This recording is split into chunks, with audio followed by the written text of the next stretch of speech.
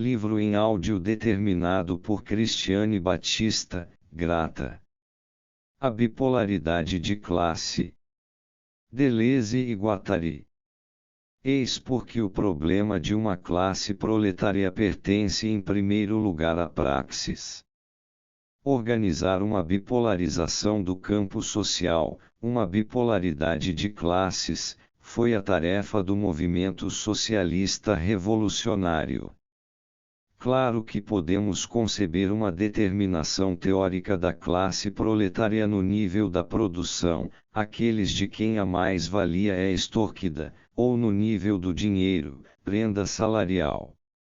Mas tais determinações são demasiado estreitas ou demasiado largas. Além disso, o ser objetivo que elas definem como interesse de classe permanece puramente virtual enquanto não se encarna numa consciência que certamente não o cria, mas que o atualiza num partido organizado, apto a se propor a conquista do aparelho de Estado.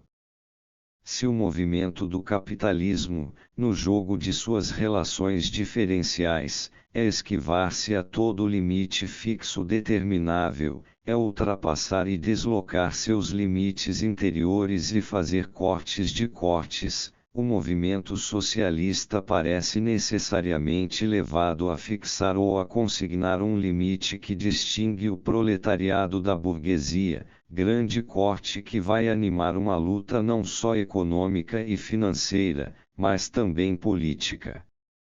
Ora, o significado dessa conquista de um aparelho de Estado é justamente o que foi e ainda é um problema.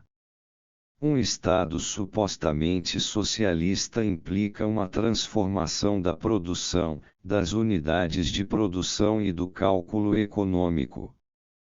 Mas esta transformação só pode ser feita a partir de um Estado já conquistado que se acha diante dos mesmos problemas axiomáticos de extração de um excedente ou de uma mais-valia, de acumulação, de absorção, de mercado e de cálculo monetário. Então, ou o proletariado o submete ao seu interesse objetivo, mas estas operações são feitas sob a dominação da sua vanguarda de consciência ou de partido, isto é, em proveito de uma burocracia ou de uma tecnocracia que valem pela burguesia como grande ausente, ou a burguesia conserva o controle do Estado, pronta a secretar sua própria tecnoburocracia e, sobretudo, a acrescentar alguns axiomas para o reconhecimento e a integração do proletariado como segunda classe. É exato dizer que a alternativa não está entre o mercado e a planificação, já que a planificação se introduz necessariamente no Estado capitalista, e já que o mercado subsiste no Estado socialista, ainda que como mercado monopolista de Estado. Justamente por isso tudo, como definir a verdadeira alternativa sem supor todos os problemas resolvidos? A imensa obra de Lenin e da Revolução Russa foi a de forjar uma consciência de classe conforme ao ser ou ao interesse objetivo, e, por conseguinte, a de impor aos países capitalistas um reconhecimento da bipolaridade de classe. Mas este grande corte leninista não impediu a ressurreição de um capitalismo de Estado no próprio socialismo, como não impediu o capitalismo clássico de contorná-la, prosseguindo seu verdadeiro trabalho de toupeira, sempre cortes de cortes que lhe permitiam integrar na sua axiomática seções da classe reconhecida, rejeitando para mais longe, para a periferia ou para os enclaves, os elementos revolucionários não controlados tanto pelo socialismo oficial quanto pelo capitalismo. Assim, a escolha só aparecia entre a nova axiomática terrorista e rígida, logo saturada, do Estado socialista, e a velha axiomática cínica, tão perigosa quanto flexível e nunca saturada do Estado capitalista.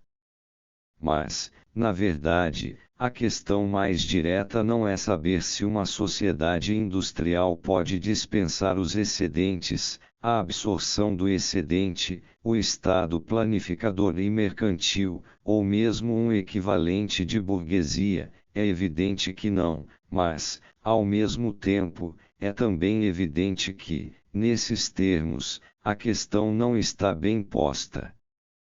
E também não se trata de saber se a consciência de classe, encarnada num partido ou num Estado, trei ou não o interesse objetivo de classe, ao qual se atribuiria uma espécie de espontaneidade possível, esmagada pelas instâncias que pretendem representá-lo. A análise feita por Sartre na Crítica da Razão Dialética parece-nos profundamente justa, quando estabelece que não há espontaneidade de classe, mas somente de grupo, donde a necessidade de distinguir os grupos em fusão e a classe que permanece serial, representada pelo partido ou pelo Estado. E os dois não estão na mesma escala. É que o interesse de classe continua sendo da ordem dos grandes conjuntos molares, ele apenas define um pré-consciente coletivo, necessariamente representado numa consciência distinta, a respeito da qual nem sequer se pode perguntar, nesse nível, se trei ou não esse interesse, se aliena ou não, se deforma ou não. O verdadeiro inconsciente está, ao contrário, no desejo de grupo, que põe em jogo a ordem molecular das máquinas desejantes. É aí que está o problema, entre os desejos inconscientes de grupo e os interesses pré-conscientes de classe. É somente a partir daí, como veremos, que se pode estabelecer as questões indiretamente decorrentes disso, as questões sobre o pré-consciente de classe e as formas representativas da consciência de classe, sobre a natureza dos interesses e o processo de sua realização. Reencontramos Reich, agora com suas inocentes exigências que reclamam os direitos de uma distinção prévia do desejo e do interesse. A direção não devia ter tarefa mais urgente, além do conhecimento preciso do processo histórico objetivo, que a de compreender que ideias e que desejos progressistas existem segundo as camadas, profissões, classes de idade e sexos, que desejos, angústias e ideias entravam o desenvolvimento do aspecto progressista, fixações tradicionais. 103. A direção tem a tendência de responder sobretudo desta maneira: quando ouço a palavra desejo, saco meu revólver.